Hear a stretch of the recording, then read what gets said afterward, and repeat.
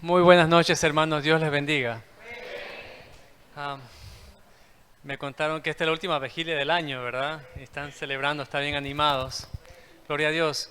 Mi nombre, como dijo la hermana Miguel Olvera, soy de la iglesia Alianza Galilea. Soy misionero de la iglesia, tengo 17 años sirviendo al Señor en las misiones.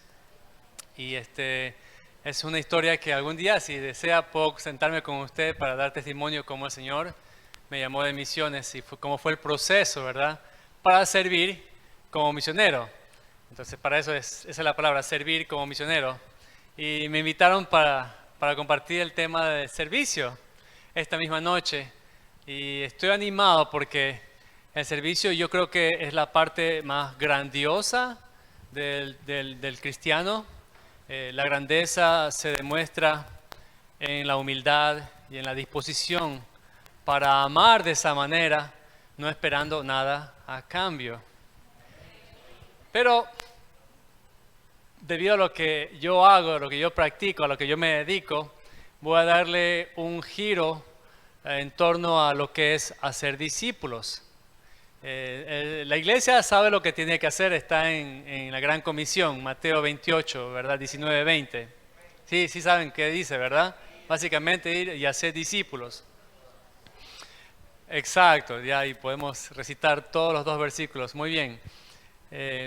La siguiente pregunta es ¿por qué hay que hacer discípulos?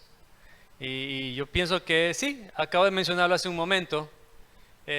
Por amor, eso está en Mateo 22, 36, 40, que se llama el gran mandato de amor. Si bien la otra es la gran comisión, el gran mandato de amor está en Mateo 22, 36, 40. Que el judío le pregunta al Señor cuál es el mayor de los mandatos y el Señor le responde, exacto, sí, amar a Dios, ¿verdad?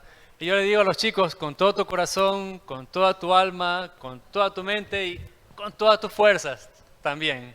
Una forma fácil de memorizarlo. Sí, la iglesia sabe que tenemos que ser discípulos. ¿Por qué? Por amor a Dios y por amor al prójimo. La siguiente pregunta es ¿cómo? Bueno, ahí es donde pataleamos un poco, porque el cómo es como siempre estamos tratando de inventar algún tipo de programa o algo así para ser discípulos.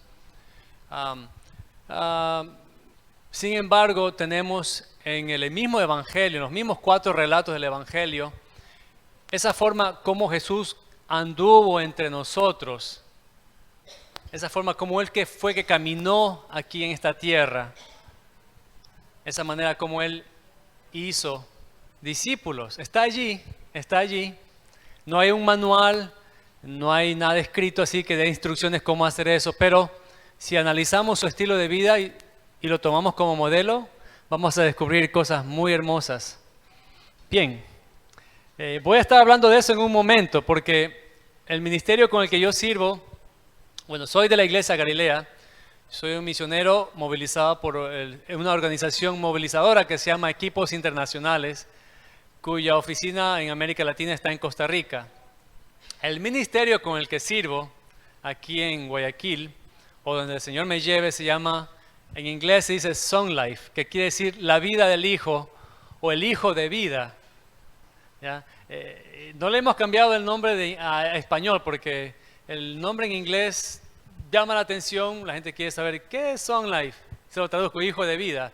¿Y qué es eso? Déjame hablarte del Hijo, de Cristo, no de mi ministerio. Tengo amigos que yo me reúno los sábados en la tarde, no cristianos, siempre me reúno con ellos sábado en la tarde para hacer deporte. Con no cristianos, sí, para ser intencional, para modelar a los chicos que yo equipo, que también soy intencional en reunirme con no cristianos. Son mis amigos de infancia. Y ellos me preguntan, ¿qué fue lo que estaba mencionando hace un momento? Me suele pasar eso. Sí, que ellos me preguntan, Miguel, tú eres, ¿cómo se dice? Tú eres evangelista, evangélico, eso, ¿no? Eso es lo que tú eres. Digo, depende de qué es evangélico para ti. Entonces ellos me dan una opinión que lo que ellos hayan visto de pronto en televisión o de un pariente, no sé, a veces es un escándalo, ¿no? Y digo, y me dicen, me hablan sobre eso. Digo, bueno, No, no soy evangélico. Entonces, ¿qué eres? ¿Qué eres? ¿Cristiano? Porque cristiano creo que es cristiano, sí, depende de qué es para ti cristiano.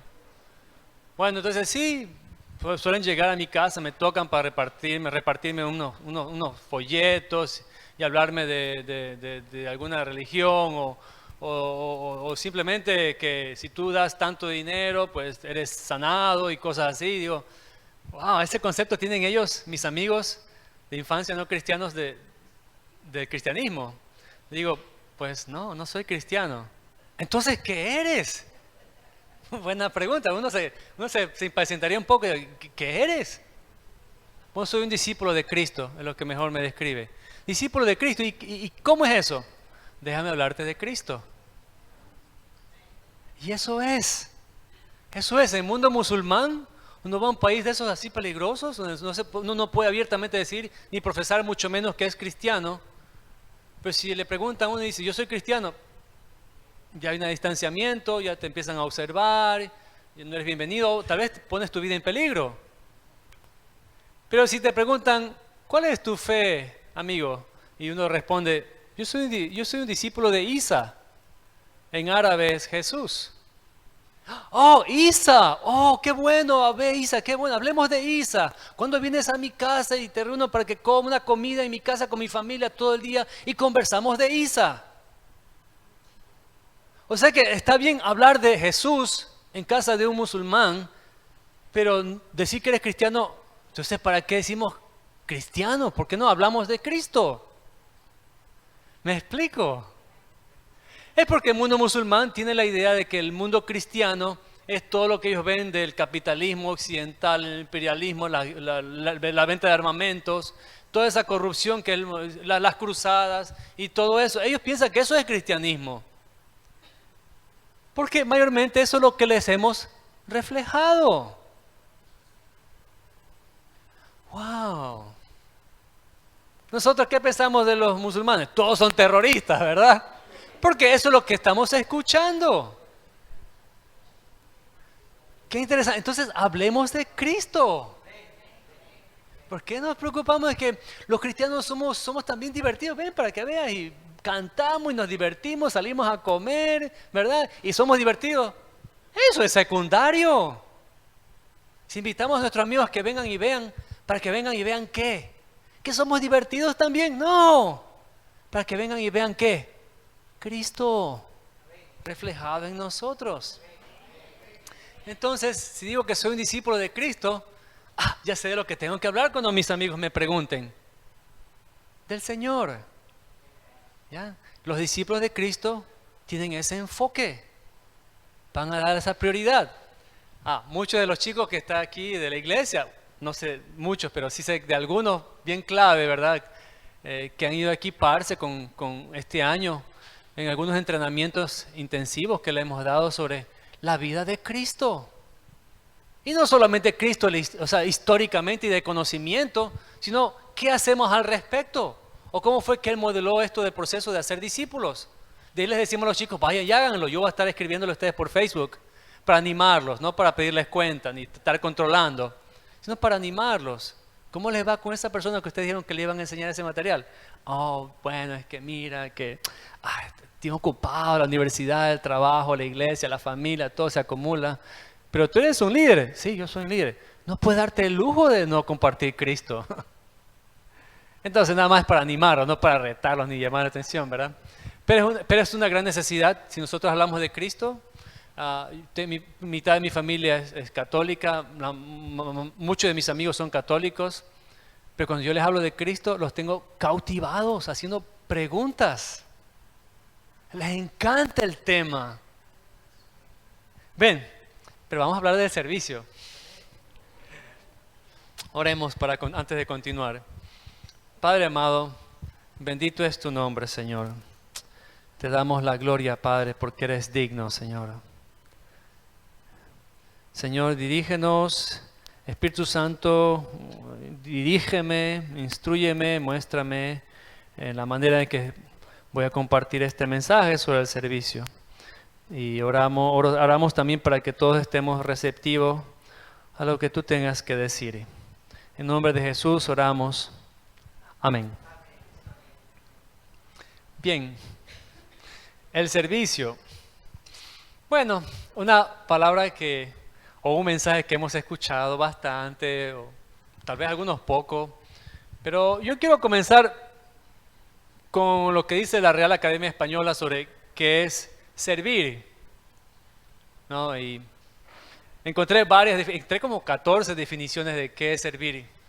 Entre esas está, bueno, estar al servicio de alguien, estar sujeto a alguien por cualquier motivo, haciendo lo que él quiere o dispone. Oh, suena como, ¿verdad, Señor? Así es.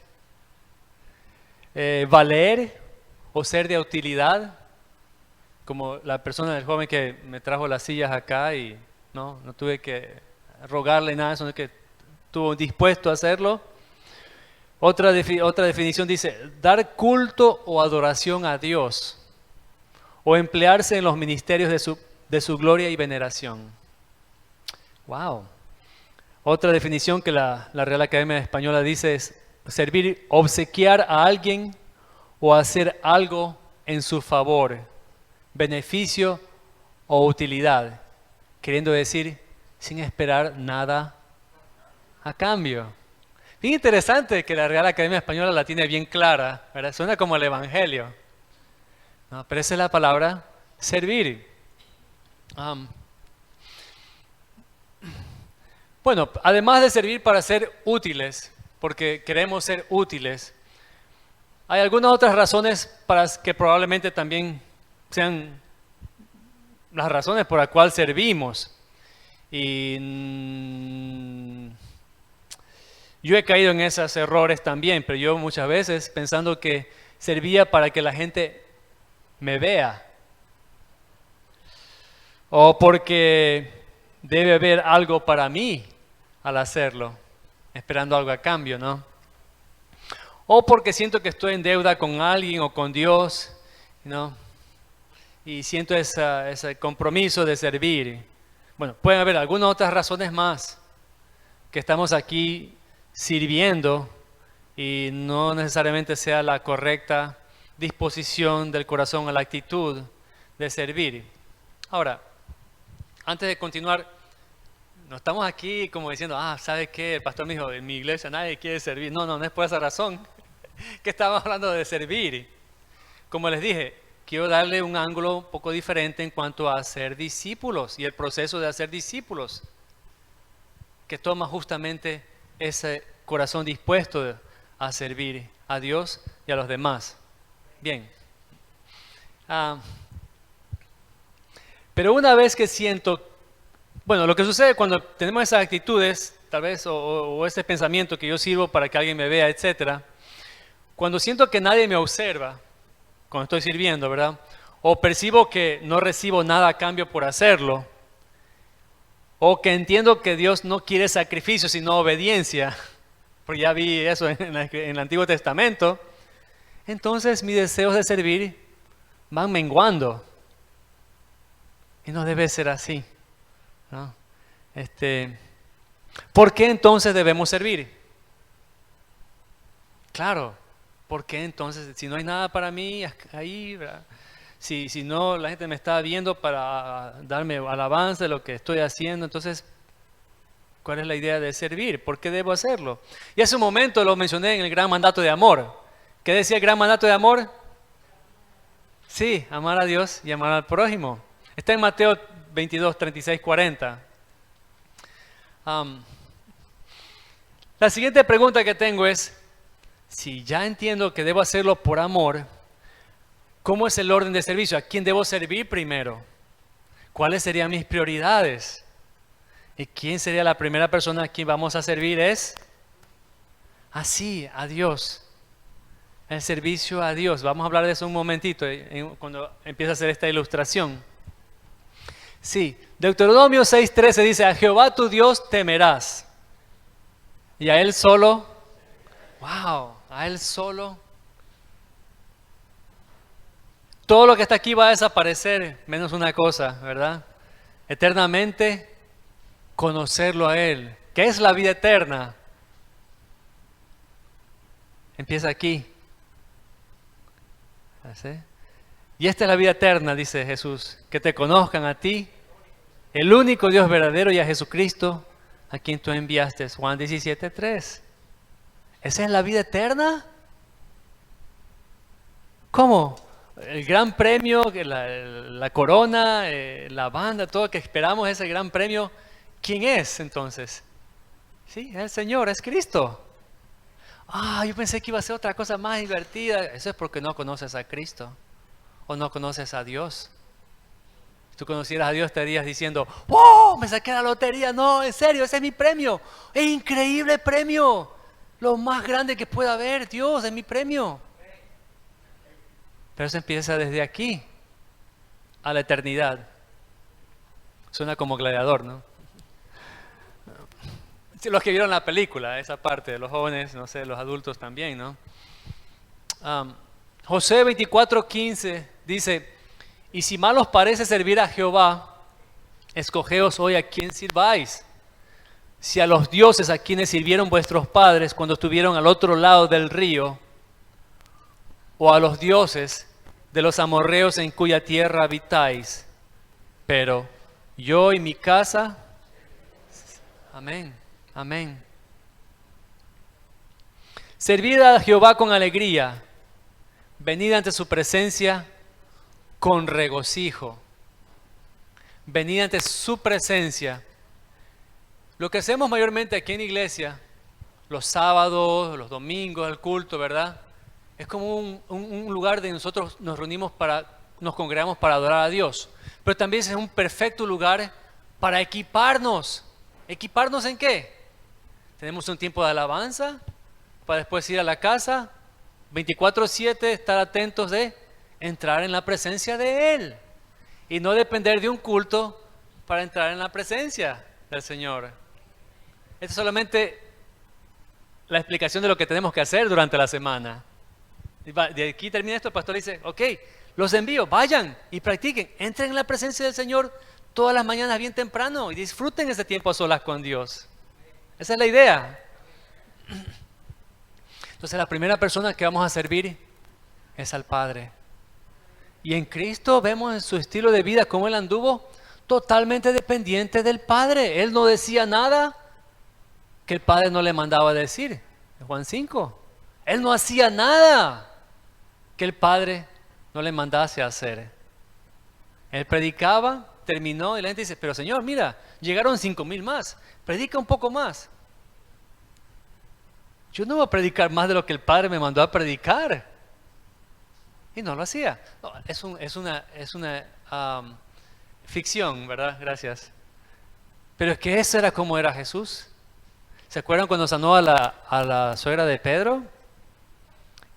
Antes de eso, Él hizo un milagro. ¿Cuál fue el milagro antes de llegar allí? En una sinagoga, libró a un endemoniado. ¿Y qué creen, Capernaum? Todo el mundo supo.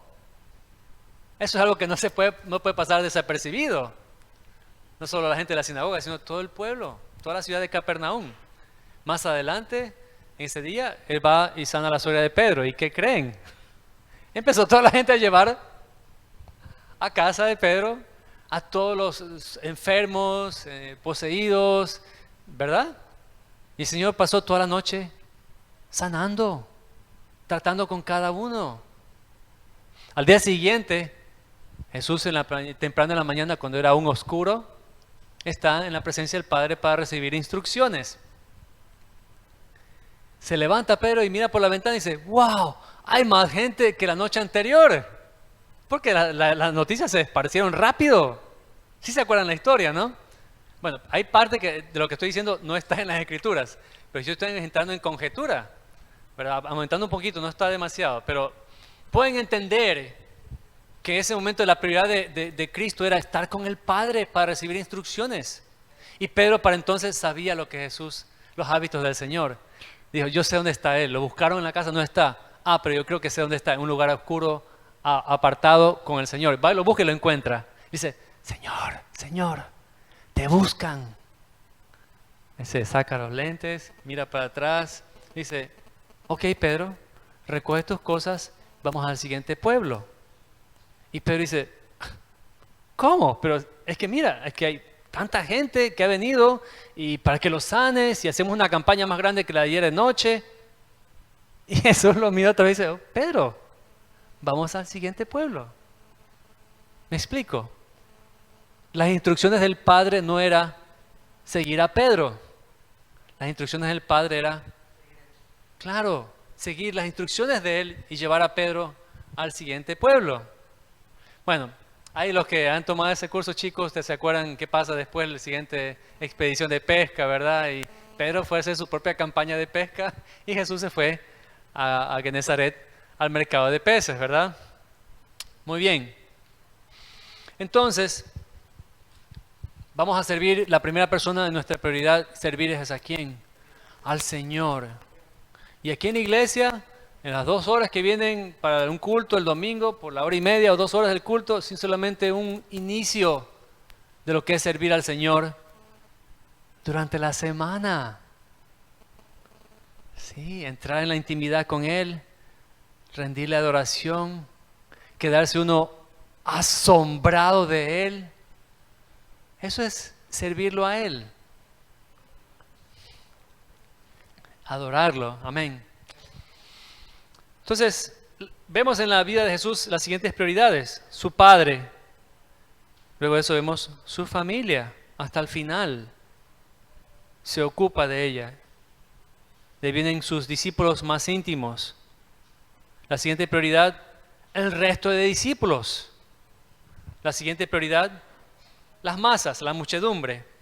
Miguel, pero las muchedumbres sí eran muy importantes para Jesús. ¿Por qué está en quinta prioridad? Es que es un orden de prioridad, no es un orden de importancia. Todos son importantes para el Señor. Pero para poder ministrar las masas, tengo que invertir en un grupo de discípulos con quien compartir esa labor y poder ministrar más efectivamente a las masas. Pero no puedo yo ir a ser discípulos si primeramente mi testimonio en mi casa, en mi hogar no es bueno. Y peor si no paso tiempo a solas con Dios. Estaré siendo discípulos de Miguel, pero no de Cristo. Y yo sé que esos discípulos no van a salir muy bien. Al menos que mis discípulos puedan ver a Cristo en mí. Bien. Entonces, lo que nos impulsa, lo que nos impulsaría a servir, estamos hablando de aquí de un amor incondicional, de un amor sacrificado, de un amor ágape, de un amor que no espera nada a cambio. Suena como Dios a diario con nosotros, ¿verdad? Él no espera nada a cambio de nosotros. Lo que espera es simplemente que lo reconozcamos como quien es Él. Y le mostremos nuestro amor. Y también nuestro temor reverente. Voy a hablar entonces, ahora sí, de este proceso. Y podemos ver el púlpito un poquito, sí, ¿verdad? ¿Perdón? Ya te gané. Gracias. Bien, voy a ver si pueden ver todos. El Juan 14:6, ¿sí se acuerdan del versículo más o menos? Jesús dijo, ajá, yo soy el camino. El pastor no cuenta porque se sabe todos los versículos. Pero a ustedes, yo soy el camino. Wow, están igual como el pastor. Muy bien, gloria a Dios. El Señor es bueno. Así es.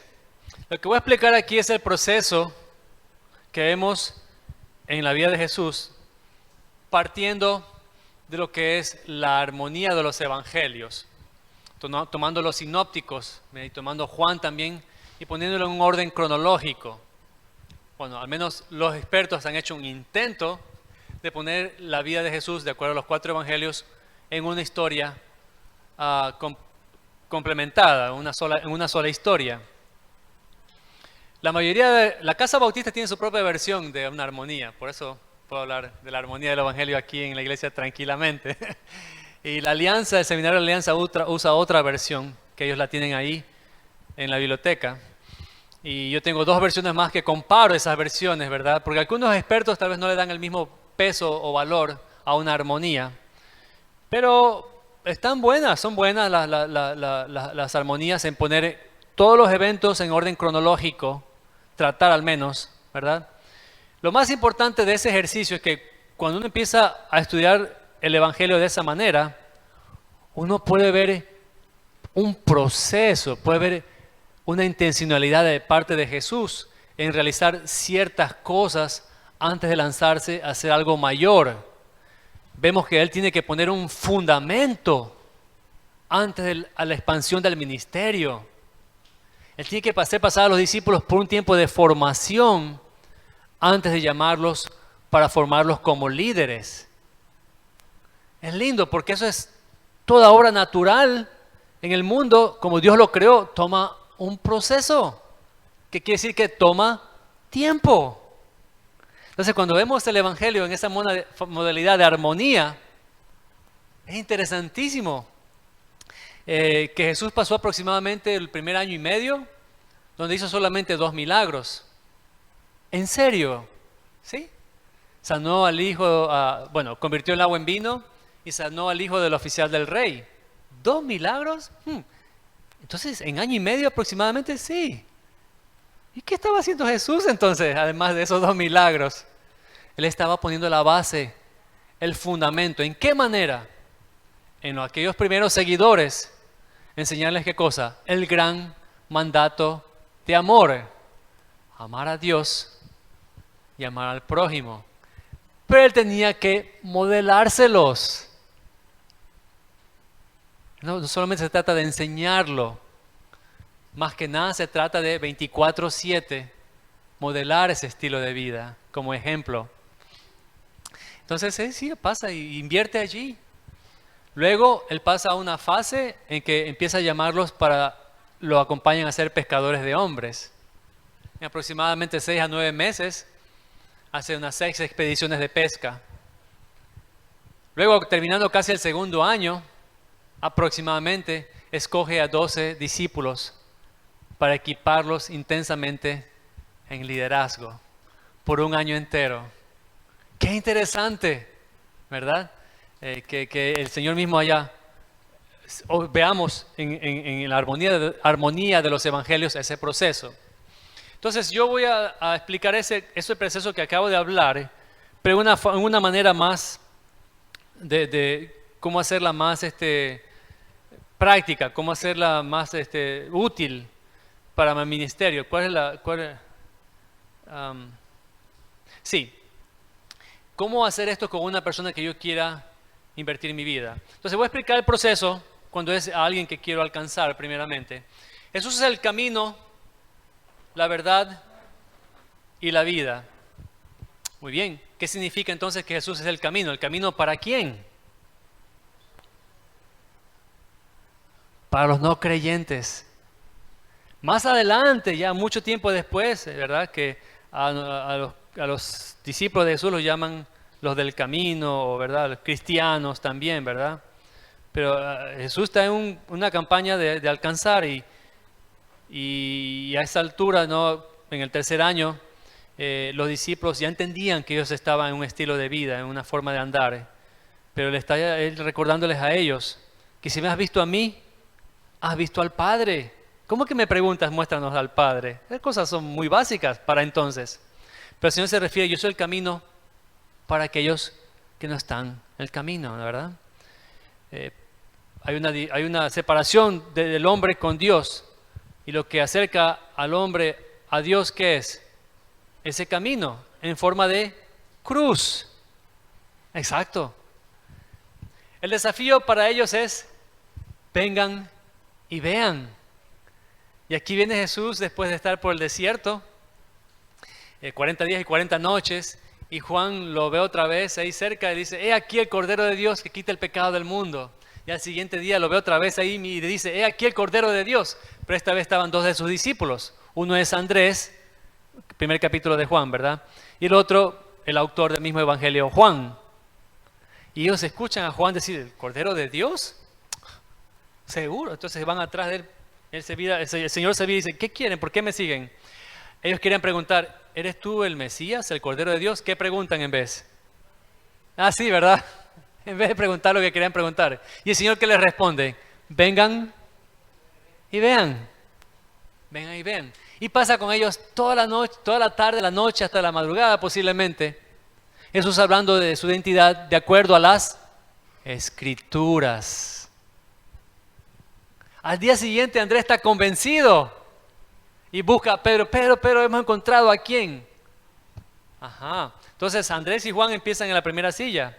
El desafío del Señor para ellos es, vengan y vean. Pero Jesús también es la verdad. ¿La verdad para quién? Ahora sí, en coro podemos responder. Para nosotros, los seguidores, ¿verdad? Los que creen que Él es la verdad. El desafío para ellos es, vengan y síganme. En ese mismo capítulo más adelante encuentra a Felipe. Dice, Felipe, sígueme. Más adelante Felipe encuentra a Natanael. Natanael le dice, Natanael, hemos encontrado al Cristo, al Mesías, dice, al Hijo de Dios, el Hijo de José, de Nazaret. Y Natanael le dice, de Galilea puede salir algo de bueno, ¿verdad? Bueno, yo soy de Galilea. Pero de Galilea puede salir algo de bueno. Pero lo que dice Felipe es bien importante, ¿verdad? A Jesús, el hijo de José, él conoce muy claramente la humanidad, de quién es la persona humana, 100% hombre, 100% Dios, de Jesús. Lo conoce por nombre, sabe de qué ciudad es y quién es su papá, que posiblemente para entonces había fallecido. O sea, quiere decir que Felipe ya lo conocía, ¿sí? Pero no sabía que era el Mesías, posiblemente. Pero ya era un convencido. ¿Por qué? Porque más adelante dice, de que Moisés escribió en las Escrituras. Él sabe eso porque las Escrituras lo dicen y porque ya lo conoce, no solamente como Jesús, sino como el Hijo de Dios. Y le dice a Natanael, dice, de Galilea puede ser algo de bueno, dice Natanael, que le responde Felipe, ven y ve. Solo un seguidor de Cristo puede ser una invitación como esa a un no creyente, a que venga y vea. Ok, entonces otra vez un repaso. Jesús es el camino para los no creyentes. El desafío es, vengan y vean. Jesús también es la verdad para el creyente. El desafío es, vengan y síganme. Pero Jesús también es la vida. Viene la pregunta, ya saben, ¿verdad? Sí, la pregunta, ¿la vida para quién? Jesús es la vida para quién.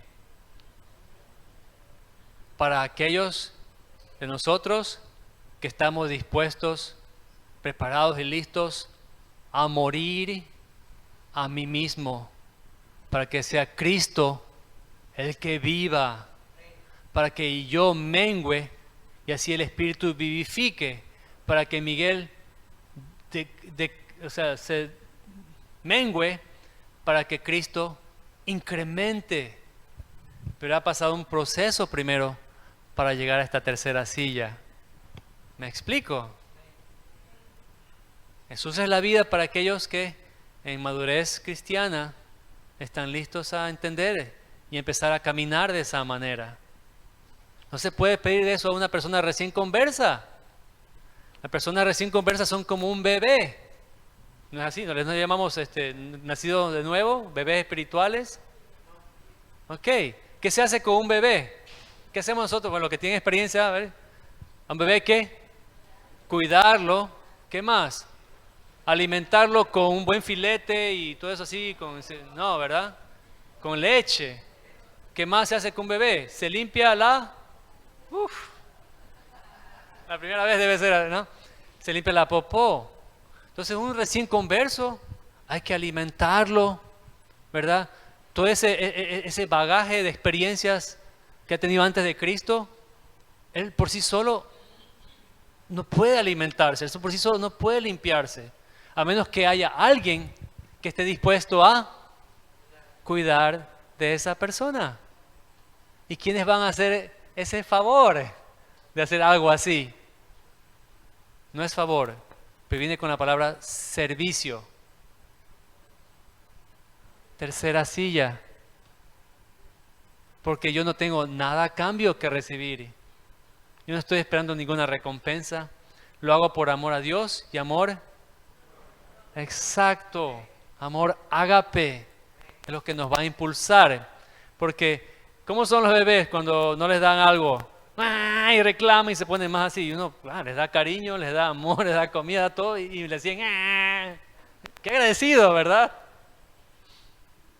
Cuando nosotros vayamos a hacer con eso con nuestros primeros discípulos, va a ser igual. Sin esperar nada a cambio. Ok. Entonces, un repaso. Jesús es el camino para los no creyentes. Y el desafío es, ven y ve. Cuando invitamos amigos a que vengan acá y vean en la reunión de jóvenes, para que vengan y vean Cristo, ¿verdad? Jesús es la verdad para los creyentes y el desafío es, sígueme.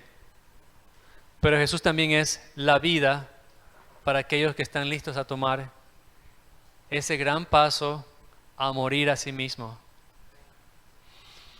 Lo que sucede, para entender esto un poquito más, es que las personas en estas dos primeras sillas siempre están pensando, tienen esta actitud, y voy a pedirles a ustedes que conmigo hagamos una dinámica de buscar algo aquí en la blusa o la camiseta, un botón, ¿verdad? Un dije, alguna cosita, ¿verdad? Y si agachamos la cabeza así para ver ese botón y en esa posición incómoda, ¿verdad? Que uno habla así también. En esa posición, ¿qué alcanzan a ver alrededor de ustedes periféricamente? Oh, sí, el piso, gente, ¿qué más? Paredes, sillas, ok. Sí, pueden levantar la cabeza. Ah, no todos bajaron la cabeza, ¿verdad? Pero los que lo hicieron en el ejercicio pueden alcanzar a ver periféricamente todo eso. Pero hay una cosa que más vemos, ¿qué es? Yo, mío, quiero, dame. O como una amiga en Quito me dice, yo primero, yo segundo, yo tercero, yo cuarto. ¡Wow! Es que así piensan los bebés. Los bebés lo hacen porque necesitan alimentarse y no saben alimentarse por sí solos, ni asearse por sí solos. Y necesitan que les den cariñito, amor, todo eso. Estas dos primeras sillas, la gente del mundo, sí, mayormente no sabe cómo es el amor de Dios. Ah, ahora entiendo por qué hay muchas personas que son siempre yo, mío, quiero, dame en la iglesia, ¿verdad? Tal vez porque recién son conversos. No sé si tal vez hay algunos amigos aquí que tal vez tengan un poquito más de tiempo, pero tal vez nadie lo tomó a cargo para enseñarle cómo crecer, cómo alimentarse, alimentándolo primero, para que después empiece a tomar los primeros pasos y se cae, pero hay alguien que lo anima a levantarse y cae otra vez y se golpea y alguien que lo anime o la anime a levantarse. ¿Quién va a hacer todo eso por una persona que está creciendo aquí en esta silla? La silla 3. Esas son las personas que van a hacer algo así o tomar ese desafío porque lo hacen por amor a Dios y amor al prójimo. Entonces, las personas que están en esta tercera silla, voy a invitarlo a hacer otra dinámica. Esta vez sí voy a mirar quién la está haciendo y quién no la está haciendo. No, mentira. Pero esta es la coronilla de la cabeza, ¿correcto? Justo arriba de la coronilla de la cabeza, en el techo, cielo raso aquí, encuentren un punto negro en ese techo blanco, ¿verdad? Ok, un puntito, una rayita, alguna cosa. Y en esa posición incómoda otra vez, ¿qué alcanzamos a ver alrededor nuestro, periféricamente? Adelante. ¿Sí? ¿Qué más? Proyector. Un montón de cabezas, correcto. ¿Qué más? Focos, paredes, ok, pueden bajar la cabeza antes que nos dé tortícolis. Hay una cosa, en esa posición, hay una cosa que no alcanzamos a ver. ¿Qué es? Wow, exacto. La persona que ha alcanzado a llegar a esta parte del proceso en formarse como un discípulo verdadero, ¿verdad? Si antes pensaba en yo primero, al crecer espiritualmente va empezando a tomar esta posición en total dependencia del Padre y su preocupación por los demás alrededor suyo antes que yo. Eso se llama morir a sí mismo. Total dependencia del Padre y mi preocupación de los demás antes que yo. No quiere decir que yo no soy importante ni yo me preocupo por mí, pero mi Padre es primero y los demás alrededor mío. Yo también, pero antes mi Padre y los demás. Y de ahí sigo yo. Pero esa es la parte en que más vamos a luchar, porque la carne se opone. Sí. Pero si vamos a obedecer, el idioma de Dios es la obediencia, de amor de Dios es la obediencia. Si vamos a obedecer la gran comisión de ir a ser discípulos, eso es lo que va a tomar. ¿Sí? Entonces, un repaso, el último repaso, y vamos a pasar a la cuarta silla. Jesús es el camino. Sí, para los no creyentes el desafío es ven y ve. Jesús es la verdad. Para los creyentes el desafío es ven y sígueme, ven y crece. Jesús es la vida para los verdaderos discípulos, podemos decirlo, o aquella persona que esté lista a morir a sí mismo. Ya. Cuando estamos en la segunda silla, empezamos a aprender fundamento cristiano, cómo amar a Dios y cómo amar al prójimo. ¿Cómo demostramos que amamos a Dios? Ya dije hace un rato que la obediencia es el idioma del amor de Dios, correcto. Pero ¿cómo demostramos esa obediencia? ¿Obedecerlo en qué? Ajá, muy bien. Una de esas maneras, podemos decirlo como Dios es una persona. Y cuando uno tiene una relación, siempre uso este ejemplo con los chicos. Te enamoras de una chica, ¿verdad? Bueno, tienes a tu novia y tú le dices a tu novia, mi amor, hoy día voy a pasar 3 minutos con usted y mañana 2 minutos más, son 5 minutitos. Si sigues así no va a durar mucho ese varón, ¿verdad?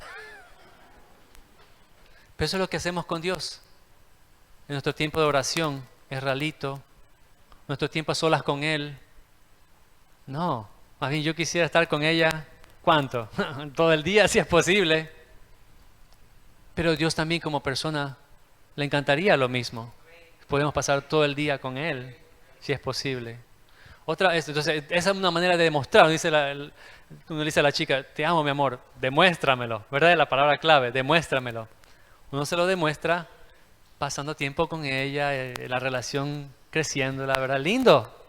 Pero si uno le dice, mi amor, voy a pasar 1 minuto contigo hoy día. Así no funciona. ¿Qué otra manera podemos demostrar, en este caso a la chica, que la amamos? Bueno, le preguntamos qué te gusta, qué no te gusta, cuál es tu color favorito, y así un montón de preguntas. Y dice, él sí le interesa, ¿por qué? Quiere saber todo sobre mí. Y si no es suficiente con eso, ¿a dónde voy? Una de sus mejores amigas. Y las mejores amigas me van a decir exactamente qué le debo regalar para su cumpleaños. Y soy su héroe. Es que así es como funciona en una relación. Y si no es suficiente, ¿a dónde voy a ir? ¿Dónde la mamá? Señora, buenos días. Ya sé para qué estás aquí. Pero bueno, ya te enamoraste, ya está el problema suyo. Esta muchacha es engreída del papá, es desordenada en el cuarto, papá. ¡Oh! Cosas que aprendí, ¿verdad? Pero es porque la amo. Entonces, si queremos demostrar que amamos a Dios, ¿qué hacemos? ¿Dónde vamos? ¿Verdad? Aquí está. Y mientras más escudriñamos esto, ¿verdad? Más lo descubrimos a Él. ¡Wow! ¡Qué linda manera de demostrar a Dios que lo amamos! Otra manera de demostrar que amamos a Dios, vemos una relación. El chico y la chica como que se gustan, pero no se dicen nada. Ella dice, en algún momento él se decidirá y me va a decir algo. Y él le dice, no sé, tal vez no le gusto, no sé. Pero finalmente él se lanza y le dice, mira, quiero cortejarte y me gustaría salir contigo. Bien bonito, ¿verdad? Entonces, bueno, una vez que ellos ya, la cosa es seria, hablaron con el pastor y todo quedó en orden, ¿verdad? agarran el celular, se toman una selfie, la suben a Facebook y todo el mundo sabe, especialmente los chicos que andaban atrás de ella. Sí, especialmente, ¿eh? Que todo el mundo sepa que nuestra identidad es esta. Ella es mi novia y yo soy su novio. Queremos demostrar que amamos a Dios, ¿qué vamos a hacer? Tomarnos una selfie con Él, subirla a Facebook y que todo el mundo sepa. Así es como uno demuestra a una persona que la ama. Y Dios es también una persona. Debemos demostrar que lo amamos, no solo decirlo y hacer ejercicio de leer la Biblia solamente por un ejercicio de conocimiento, pero no estoy demostrando que lo amo. Entonces eso aprendemos aquí, en esta silla, y vamos creciendo. Y también cómo amar al prójimo, ¿verdad? Esa atmósfera de amor, esa relación intencional que hago con los demás, para servir en la iglesia o fuera de la iglesia. Bien. Cuando llegamos a este nivel, a esta tercera silla, es porque hay evidencia de un estilo de vida de amar a Dios y amar al prójimo. Mi siguiente paso es morir para cuidar de ellos, los creyentes de la iglesia, y para cuidar de ellos, los no creyentes fuera de la iglesia. Pero, ¿quién va a equipar a estos que están aquí en tercera silla, formándose como verdaderos discípulos? Verdaderos discípulos, aquel no solamente el que aprende a ser un discípulo, amar a Dios y amar al prójimo, sino también el que aprende a enseñar a otros cómo ser un discípulo. O sea que él está haciendo discípulos. Ser y hacer juntos, no solamente ser, pero también hacer discípulos. Entonces, pero ¿quién entrena a los de silla 3? Ahí viene la silla 4. Los que han sido escogidos por el Señor, llamémoslo entre comillas, para liderar, para equipar a un equipo de la iglesia que me va a ayudar en el cuidado de los que están en la silla 2, creyentes, y en la silla 1, no creyentes. Muy bien, pero esta silla es un llamado especial de parte de Dios, porque uno primeramente ha sido fiel en hacer discípulos. Silla 3. Cuando la iglesia va creciendo y tiene más miembros, si hay necesidad tal vez de compartir el ministerio, porque ya es muy grande, con más líderes, ¿de qué silla se va a escoger para formar parte del liderazgo de la iglesia? ¿La silla 1, 2 o 3? ¿Verdad? Porque los que están aquí han muerto a sí mismos, ya no están preocupados en su agenda personal, sino ¿cuál agenda? Sí, la de Cristo. Ya no son sus planes y sus sueños, sino los sueños de ¿quién? Sí, ya no son sus planes, sino los de Cristo. Porque dice Pablo en Gálatas 2:20, estoy juntamente con Cristo crucificado. Y ya no vivo yo, el que vive ahora es Cristo.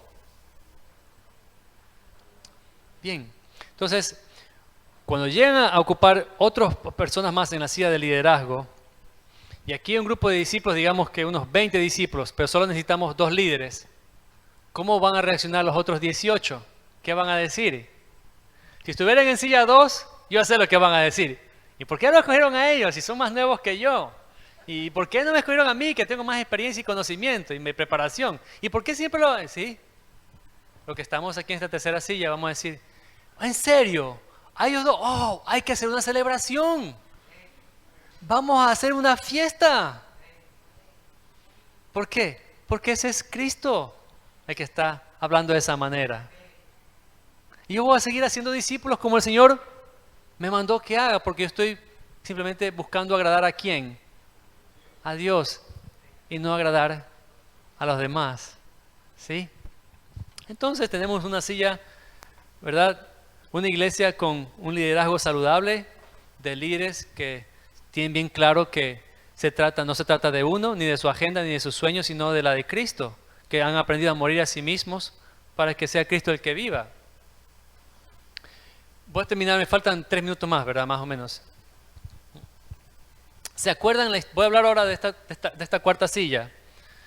En el tema de servicio, quiero hacer la comparación entre liderazgo y servicio. O sería liderazgo versus servidumbre. Juan estaba al otro lado del Jordán bautizando y se acerca a Jesús para ser bautizado por él. Y él dice, no, más bien tú tienes que bautizarme a mí. Jesús, ¿qué le responde? Deja que se cumpla toda justicia. ¿Qué significa eso? Toda justicia. Qué interesante que el Señor lo había preparado a Juan en el desierto, le había dado instrucciones bien claras. Le dice, ¿qué les dice? Una de esas instrucciones es, ve y bautiza en agua. ¿Qué más? El mensaje, ¿cuál mensaje? Arrepiéntanse porque el reino de Dios está cerca. ¿Qué más? Ve delante de aquel preparando sus caminos. ¿Qué más? Sobre quien veas venir el Espíritu Santo en forma de paloma, ese es el que bautiza en Espíritu Santo y fuego. Entonces él está esperando esa señal. Pero como vemos en Juan capítulo 1, que él empieza a narrar, acompáñenme por favor, Juan capítulo 1.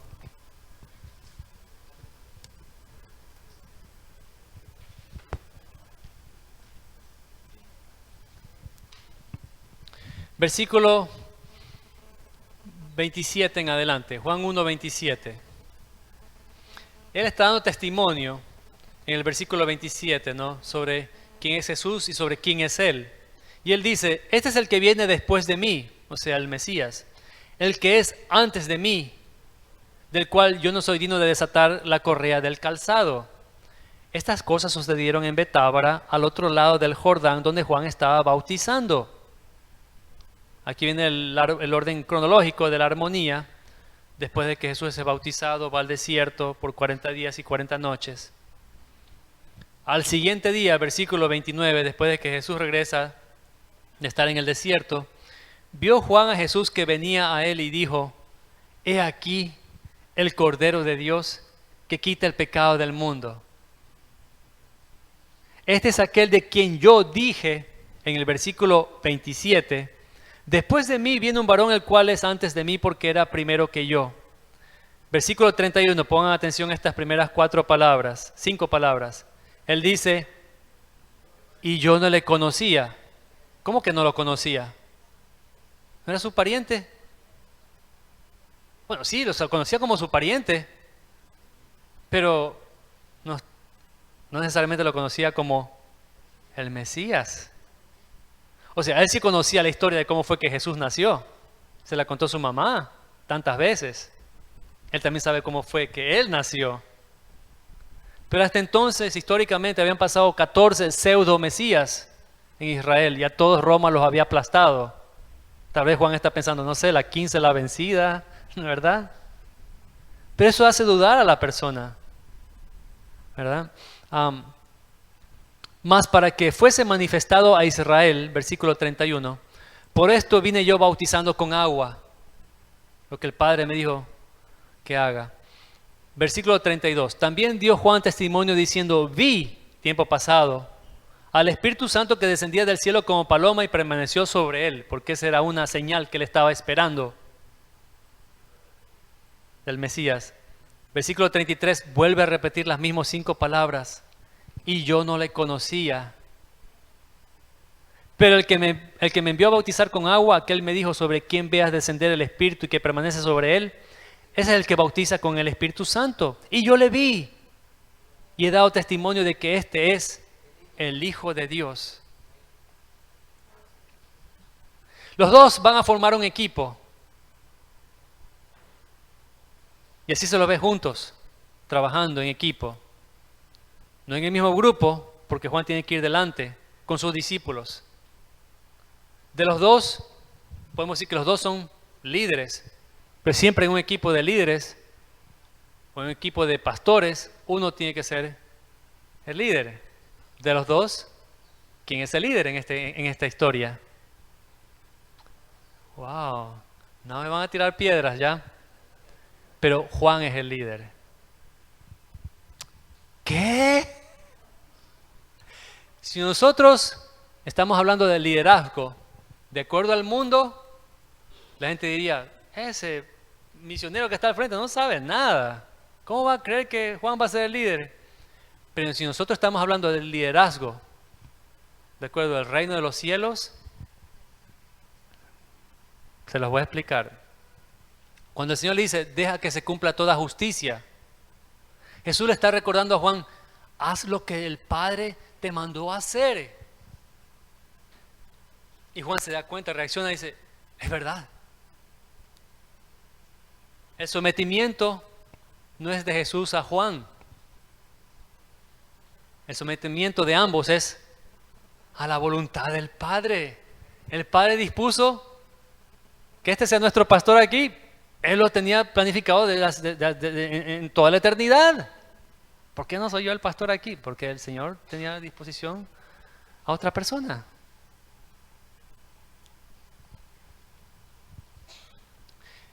Si Jesús está pensando en qué dirá la gente, eso le iba a chocar a Jesús. ¿Es cierto o no? ¿Qué va a decir la gente si yo soy el Hijo de Dios? Ay, sí, ¿verdad? Hay que cuidar las apariencias. Pero no está preocupado en qué dirá la gente, está preocupado en qué va a decir mi Padre. Y el Padre dispuso que Juan tiene que ir delante, preparando el camino. ¿Qué significa eso entonces? O sea, lo que estoy diciendo es que Jesús no era menos que Juan, ni Juan era más que Jesús por ser el líder. Eso es el mundo que enseña, que el líder es más que la otra persona. Eso no es reino de Dios. Es una relación de servicio mutuo, de servicio a Dios en obediencia. Entonces, ¿qué significa entonces que Juan tiene que ir delante preparando el camino? Significa exactamente esto.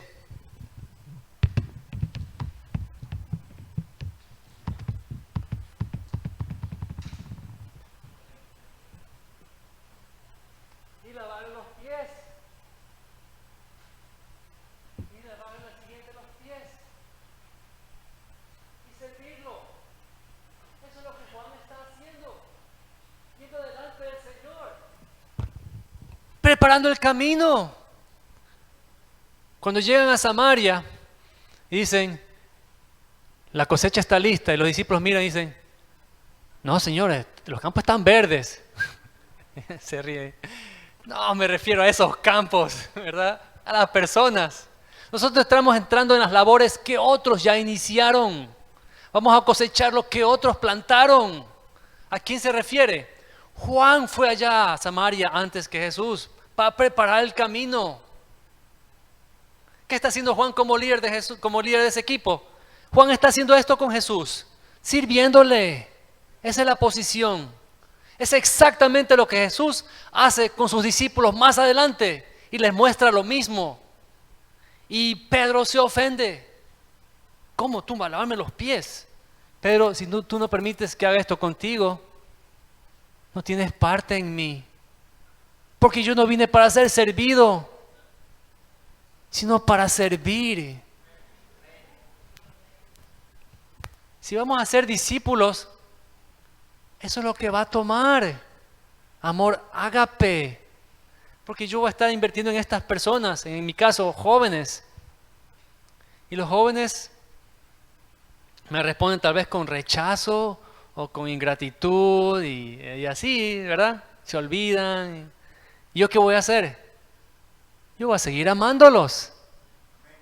¿Cuándo es amor ágape? Cuando yo me acerco a alguien para extenderle mi amistad, todo lo que pueda, ¿verdad? Para ayudarle a crecer. Esa persona piensa que, bueno, es una linda amistad que vamos a hacer aquí, amor fileos.